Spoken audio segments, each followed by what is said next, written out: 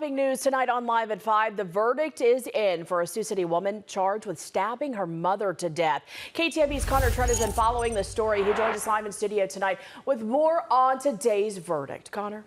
Well, Jess, Angela Bino faced a bench trial in this case. That meant that there wasn't a jury and the judge rendered the verdict. This afternoon, that judge found Bino guilty of first-degree murder. Angela Bino and her daughter Jessica lived in an apartment with the pair's mother and grandmother, Suzette Ochabone, in Sioux City.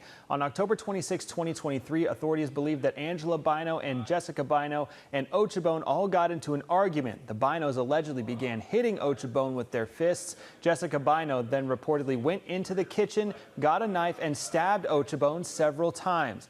During the assault, authorities say that Ochabone was struck multiple times with multiple items. A witness saw the Binos dragging Ochabone to a car in the apartment complex's parking lot. Jessica Bino was convicted of first-degree murder in July, and Angela Bino's verdict was read this afternoon. During today's hearing, Judge Todd Deck explained part of his reasoning for the judgment.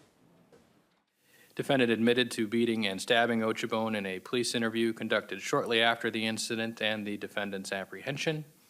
These admissions are corroborated by the implements used in the beating and stabbing described by Angela being found in the residence, and those implements containing DNA and other indications of their use in the beating and stabbing.